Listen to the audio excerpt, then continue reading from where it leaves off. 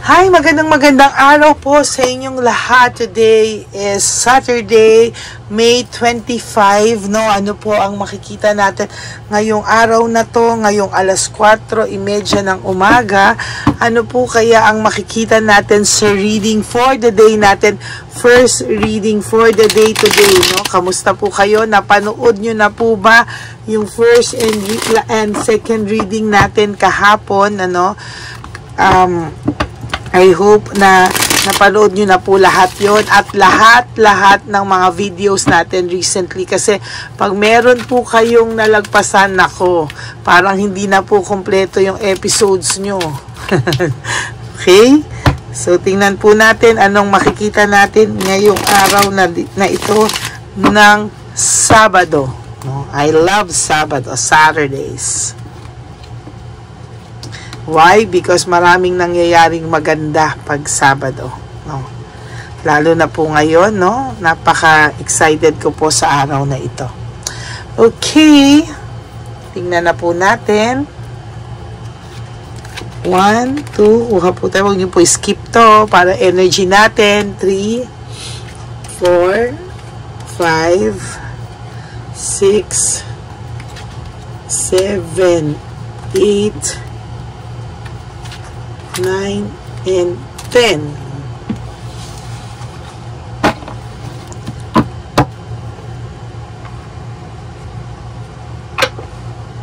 Then, pili po tayo ng another 10.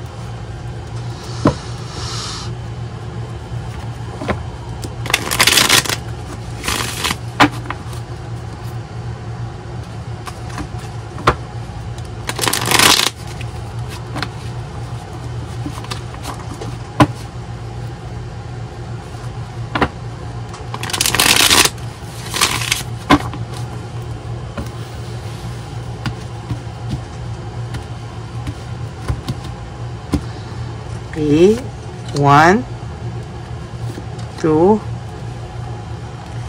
3, 4, 5, 6, 7, 8, 9, and 10. Okay.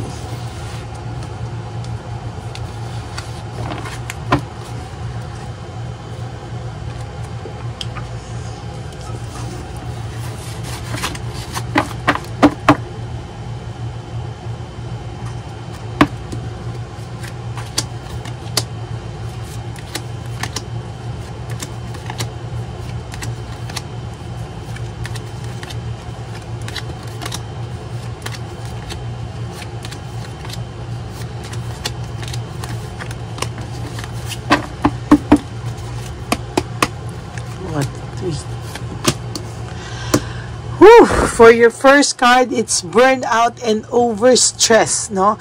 Parang ang tao nyo po or ang person nyo po ay walang sariling desisyon sa ngayon. Siya po ay hawak nitong ni Chabilitang Palaka, no? So far, sa nakikita ko po, stress po siya, oh. Parang hindi niya po alam ano yung pinasok niya, no? And as a matter of fact, sa nakikita ko po dito ay may kaguluhan po sa kanila sa mga oras na to, or maybe yesterday, meron pong nangyayaring gulo sa kanila, no? May reflection pong nagaganap sa inyong person, because sa tingin ko po dito nag-away sila because nahuli niya po itong parang sobrang ng co-control, no? Maybe nahulihan niya po ito na nangingialam ng kanyang cellphone or personal things, even wallet niya. Wala pong respeto sa privacy niya, no?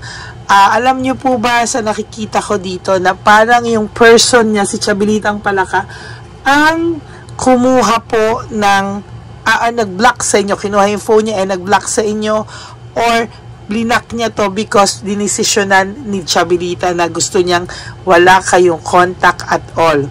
Naku, para decision pong Palakang to, no? Saglit po,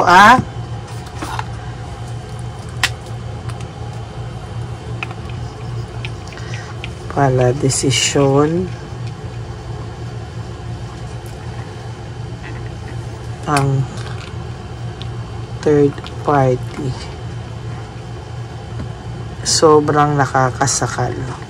Sobrang sakal.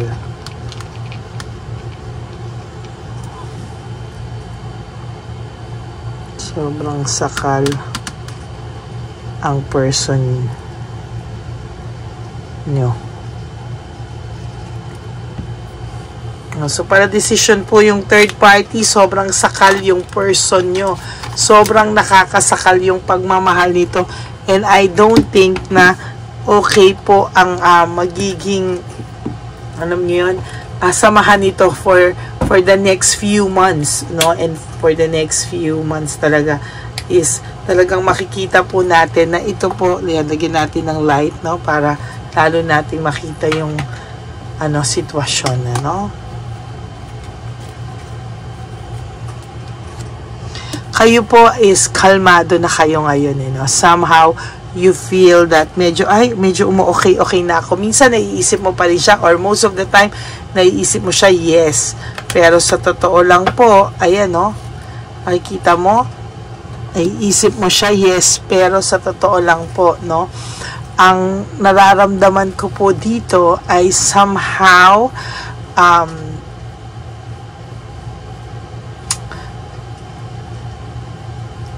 roller coaster pa rin kayo, but parang hindi na roller coaster, caterpillar na lang, no?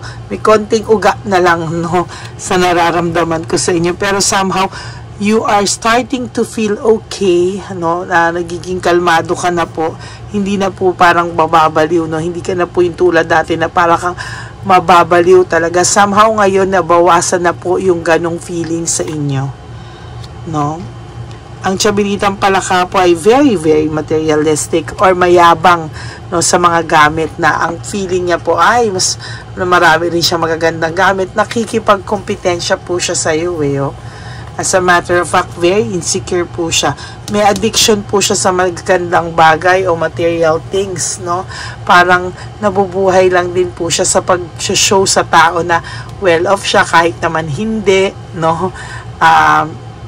Parang pinapakita niya po na kakaiba po siya, no?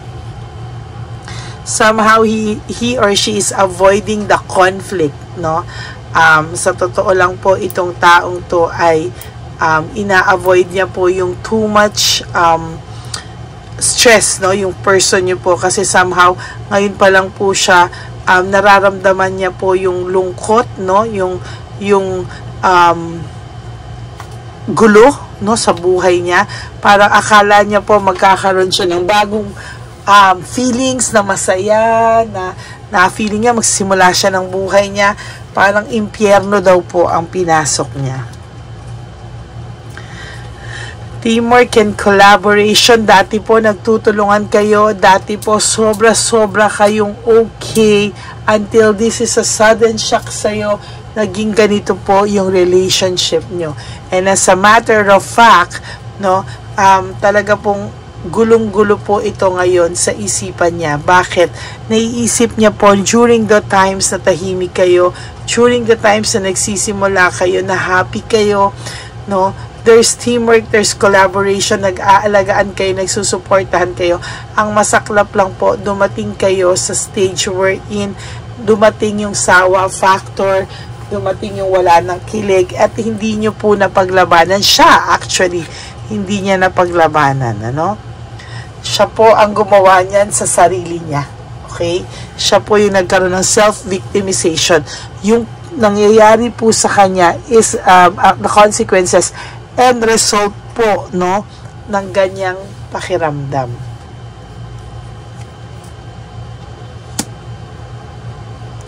Dissatisfaction, lack of inner joy. Yan po ang nakikita ko sa kanya, no, na there is lack of inner joy, no. Wala po siyang satisfaction sa lahat ng nangyayari sa buhay niya ngayon. At talagang, even Tiyabilitang Palaka, no, talagang kahit anong material things na ipakita niya, i-show off niya sa mundo, hindi po yan matatago na hindi po siya masaya sa buhay niya. impulsive po ang naging desisyon nito. And as a matter of fact, talagang very, very impulsive po itong naganap dito. There's victory and success sa'yo, no?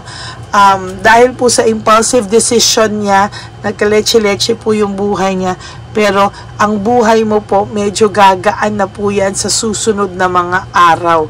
You will still feel some pain, may isip mo pa rin po siya, pero no, kapag nagdesisyon ka po talaga na to move on with your life, mas makakaipon ka po, mas makaka-focus ka po sa self-love, sa sarili mo.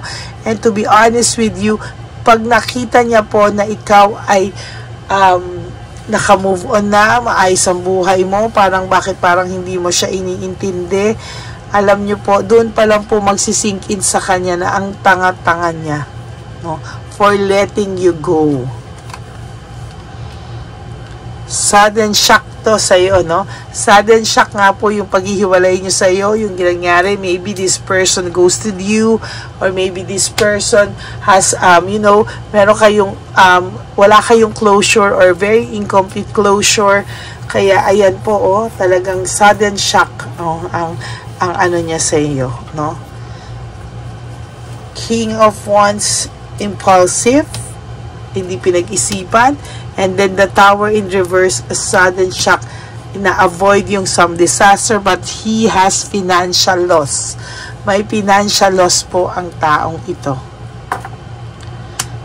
Give up, overwhelmed, nag-give up na po talaga siya sa sitwasyon niya ngayon. Maybe ngayon talaga lahat sa kanya nagsisingkit.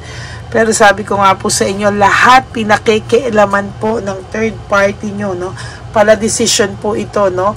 Lahat po ng gamit niya, chine-check, lahat po, even the password of his social media accounts, alam po, no? So, ingat ka po talaga dito. Emotions, mixed emotions po ang nararamdaman ngayon ng person mo, no?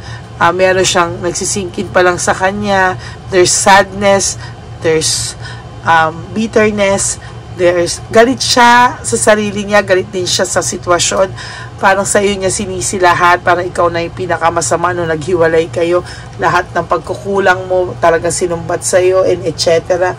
For some of you naman na nagsorry, sa ilong galing, no? Pero sa totoo lang po, ngayon po, mixed emotions po ang nararamdaman niya. Lalo na po pag pinapakialaman yung gamit niya ng sobra. Nung una, nakikyutan pa siya, nasusitan pa siya. Pero ngayon, nasasakal na po siya, no? No motivation, wala po siyang motivation, and lack of passion siya sa relationship na meron sila, no? As a matter of fact, talagang etong taong to ay walang kagana-gana ngayon, ano? Naghahanap po siya ng bagong purpose sa buhay niya. Naghahanap siya ng diversion. Gusto niyang i-divert, no? Yung purpose ng buhay niya. Ang daming chaos na nangyayari sa buhay niya. So, as a matter of fact po, hindi niya po alam kung ano ba talaga ang makakapagpasaya sa kanya. Ayan, no? Yung sinasabi ko sa inyo, there's boredom already. Oh, may boredom, lack of passion. May boredom na pong nakikita ako dito, no? Kung dati po sa inyo na bored siya, ngayon po, ayan, no? Nagkakaroon na rin po siya ng boredom kay Chabilitang Palaka. Lalo ng pala desisyon itong third party nyo, sobrang sakal po talaga. Lahat po inaalam, lahat po pinakikialamanan.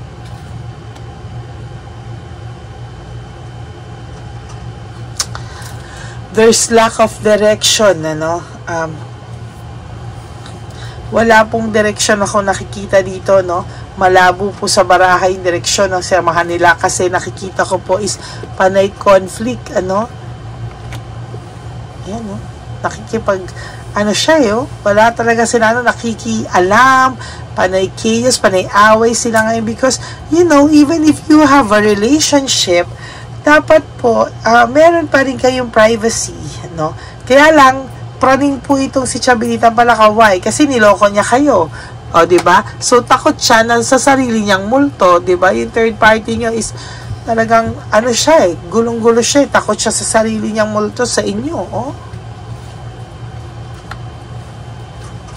takot siya sa karma.